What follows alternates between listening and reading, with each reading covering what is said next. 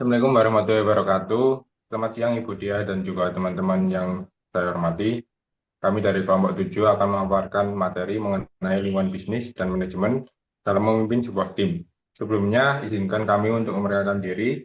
Saya sendiri, Ardan Setiawan dengan NPM akhir 011. Saya Renji Nathanael dengan NPM akhir 014. Saya Farah Korina Ramadhani dengan NPM akhir 141. Saya Sofia Aida Nurjana dengan 3 NPM akhir 148. Saya Aisyah Olifatur Rasida dengan NPM akhir 150. Perkenalkan, saya Salma Syifatul Nailah dengan NPM akhir 172. Baik, yang pertama di sini saya akan menjelaskan mengenai mengapa bekerja dalam tim. Pengertian tim sendiri adalah unit yang terdiri dari dua orang atau lebih yang secara rutin berinteraksi dan bekerja sama untuk mencapai tujuan tertentu. Tim berbeda dari sekedar kelompok karena memiliki misi yang sama dan tanggung jawab yang sama. Nah, selanjutnya adalah dilema tim. Jadi ada 3 alasan utama mengapa tim memberikan dilema sebagian besar orang. Yang pertama, kita harus mengesampingkan kemandirian kita. Ketika seorang menjadi bagian dari sebuah tim, kesuksesannya bergantung pada kesuksesan tim.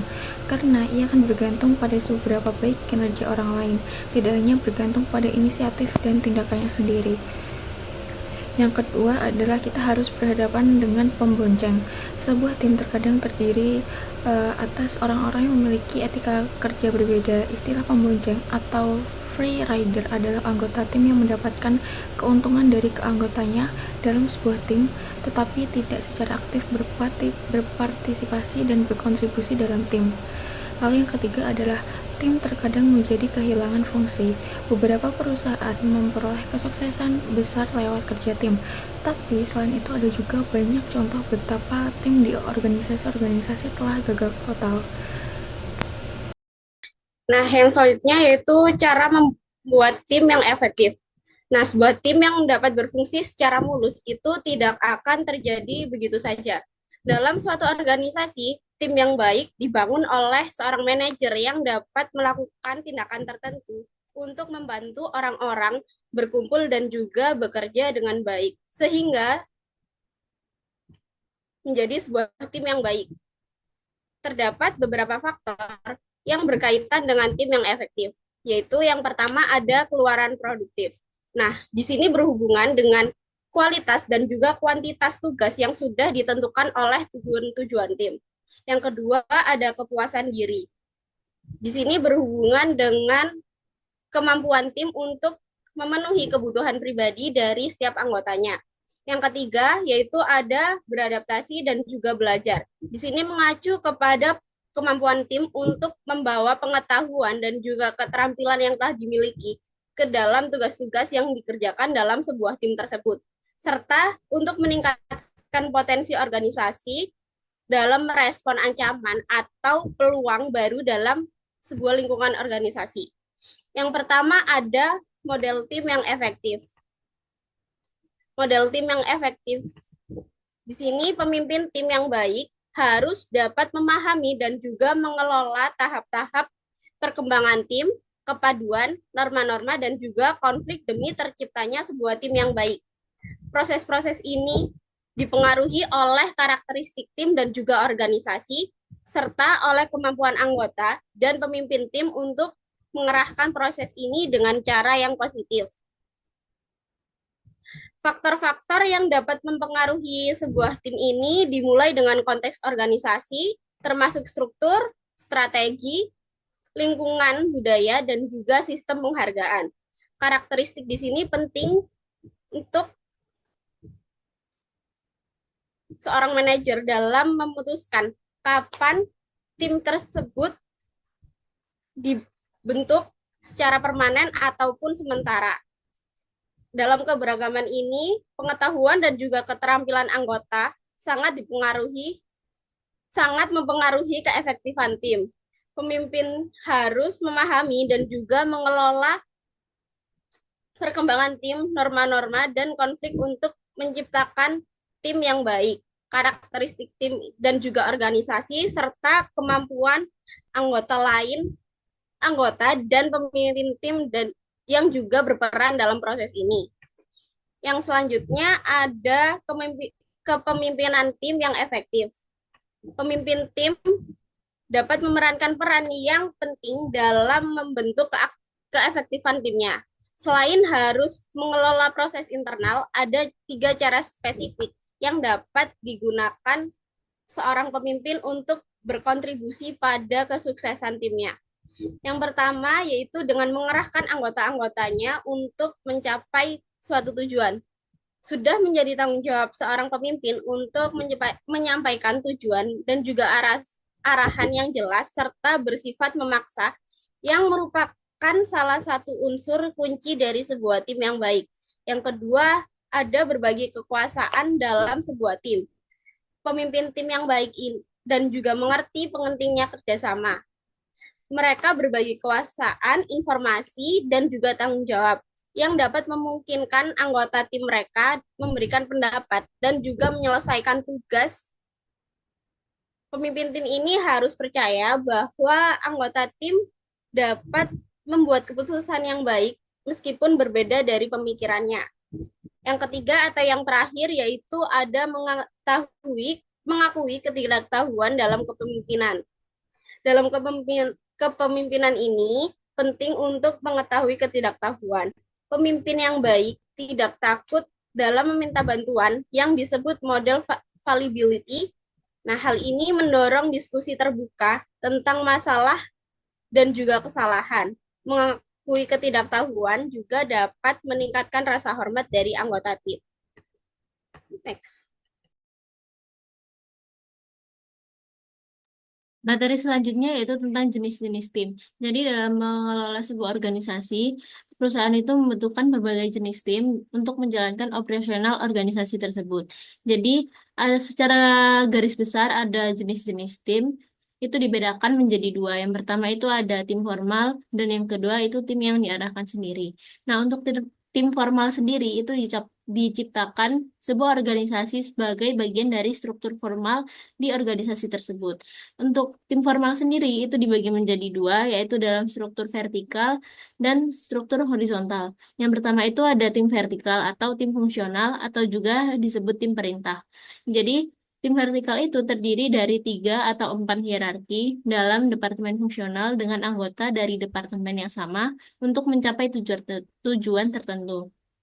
Jadi tiap-tiap tim yang dibentuk dalam organisasi itu memiliki tujuan-tujuan tertentu yang dapat dicapai melalui interaksi dan juga aktivitas yang dilakukan bersama para anggota-anggotanya. Contohnya tim vertikal itu ya seperti Departemen Sumber Daya Manusia, Departemen Akuntansi, Departemen Kendali Mutu, Departemen Produksi, dan lain sebagainya.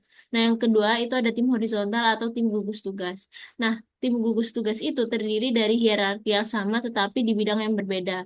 Nah, contohnya itu pegawai-pegawai dari tingkat hierarki yang sama itu kayak manajer-manajer dari berbagai departemen yang berbeda. Nah, apabila tim horizontal itu anggota tim horizontal itu diambil dari beberapa departemen untuk melakukan tugas khusus, sehingga kemungkinan timnya itu akan dibubarkan kalau misalnya tugas khusus itu sudah selesai. Contohnya yaitu tim lintas fungsi, tim komite, dan juga tim proyek. Nah, yang kedua itu ada tim yang diarahkan sendiri. Jadi, tim yang diarahkan sendiri itu dibentuk untuk meningkatkan partisipasi pekerja dalam mengambil keputusan dan menyelesaikan pekerjaan mereka sehingga kinerja di perusahaan tersebut itu dapat ditingkatkan. Nah, tim diarahkan sendiri itu dibentuk secara bertahap. Jadi, perusahaan itu akan memberikan otonomi atau wewenang bagi para pegawainya dengan membentuk tim penyelesaian masalah terlebih dahulu dan kemudian tim yang diarahkan sendiri. Nah, untuk tim penyelesaian masalah itu terdiri dari anggota dari departemen yang sama dan mereka itu secara sukarela melakukan diskusi mengenai cara-cara untuk meningkatkan kualitas, efisiensi, dan lingkungan kerja. Nah, solusi yang didapat dari diskusi tim penyelesaian masalah itu akan diserahkan ke manajer untuk disetujui kemudian diterapkan dalam organisasi. Apabila keahlian dari tim penyelesaian masalah itu semakin berkembang dan kinerjanya itu semakin baik, maka mereka akan dijadikan tim yang diarahkan sendiri. Nah, tim yang dikerjakan sendiri itu terdiri dari anggota yang memiliki berbagai macam keahlian yang menggilirkan tugasnya untuk memproduksi keseluruhan produk ataupun layanan. Nah, tim ini itu akan diberikan wewenang untuk melakukan pengambilan keputusan, sehingga anggotanya itu memiliki kebebasan dalam menyeleksi anggota barunya, menyelesaikan masalah, dan juga membuat rencana untuk masa depan yang berguna bagi perusahaan. Next.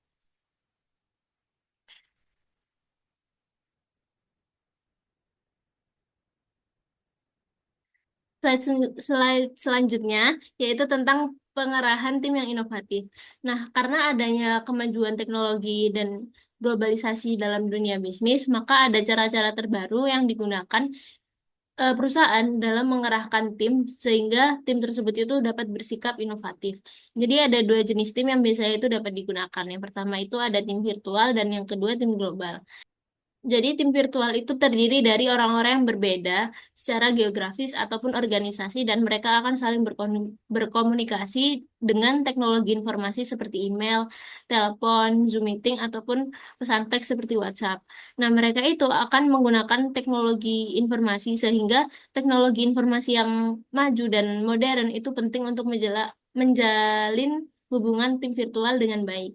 Nah, pimpinan tim virtual itu juga memiliki tantangan-tantangan sendiri. Contohnya itu dalam membangun budaya melalui teknologi dengan menciptakan lingkungan virtual yang aman bagi semua orang atau semua anggotanya.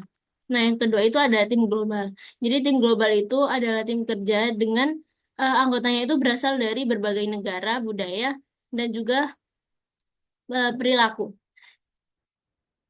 yang berbeda. Nah, mereka itu akan melakukan pertemuan secara rutin, tapi dalam tatap muka ataupun langsung. Jadi, tim global itu akan memberikan banyak tantangan bagi pemimpinnya, terutama dalam hal budaya ya, karena sudah terhalang jarak, waktu, dan juga budaya yang berbeda.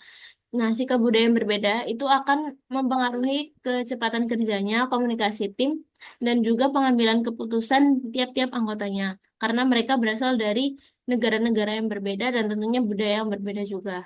Jadi pemimpin tim global itu harus memastikan agar semua anggotanya itu saling menghargai satu sama lain dan memahami adanya perbedaan budaya.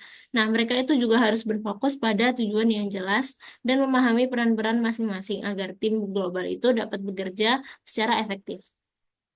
Next. Lalu untuk selanjutnya ada karakteristik tim dibagi menjadi 3.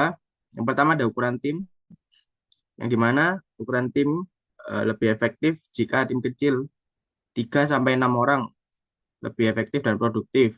Jika tim lebih dari 5 orang, terkadang berisiko motivasi menurun, koordinasi sulit, produktivitas melemah. Lalu ada pertimbangan dalam menentukan ukuran tim, cukup besar untuk mencakup seluruh kompetensi dan ide. Jika cukup kecil untuk menjaga kedekatan dan komunikasi lancar. Solusi untuk proyek besar bagi menjadi subtim kecil. Lalu yang kedua, ada keberagaman anggota tim. Di keberagaman anggota tim ada tim heterogen yang bermanfaat, kombinasi keahlian dan pengalaman beragam. Maka hasil kerja akan menjadi lebih baik. Lalu manfaat kedua, variasi cara berpikir, membuat solusi yang lebih inovatif. Manfaat ketiga, perbedaan pendapat konstruktif, membuat keputusan lebih berkualitas. Lalu mengelola keragaman, yang pertama tantangan awal adalah perbedaan gender, etnis, dan budaya. Kedua, manajemen efektif untuk mengubah potensi konflik menjadi kekuatan tim. Ketiga, kepemimpinan inklusif adalah kunci sinergi produktif. Next.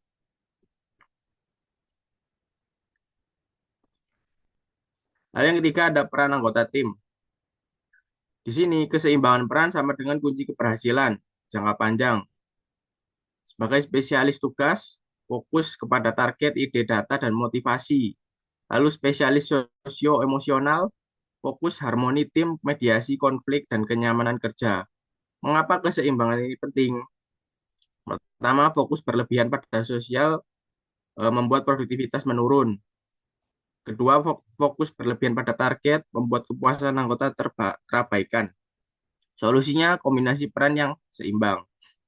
Lalu ada peran manajer, yaitu 3 tadi, menyusun tim dengan pertimbangan ukuran tim, keberagaman anggota, dan komposisi peran untuk tim yang produktif dan berkelanjutan. Next.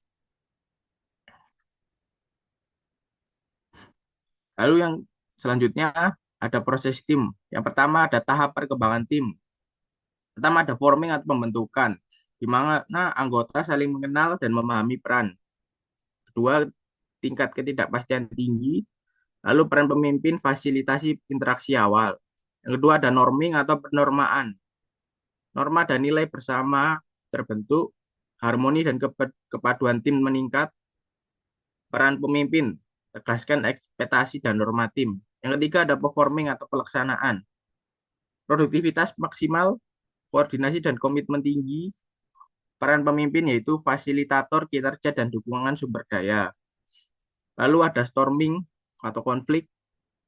Konflik seputar tujuan dan metode kerja muncul, risiko gangguan produktivitas.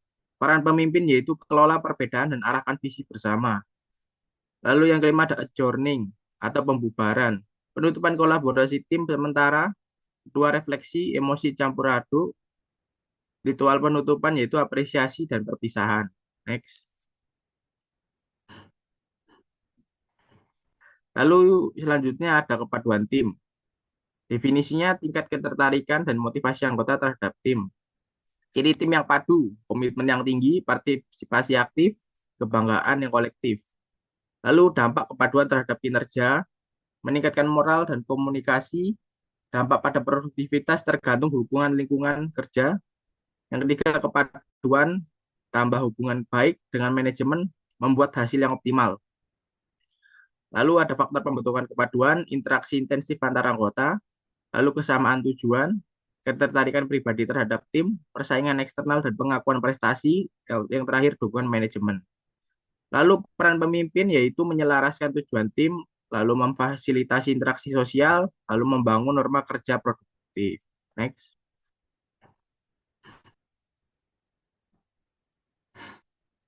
Lalu yang terakhir di proses tim yaitu norma-norma tim. Definisinya standar perilaku informal yang disepakati bersama.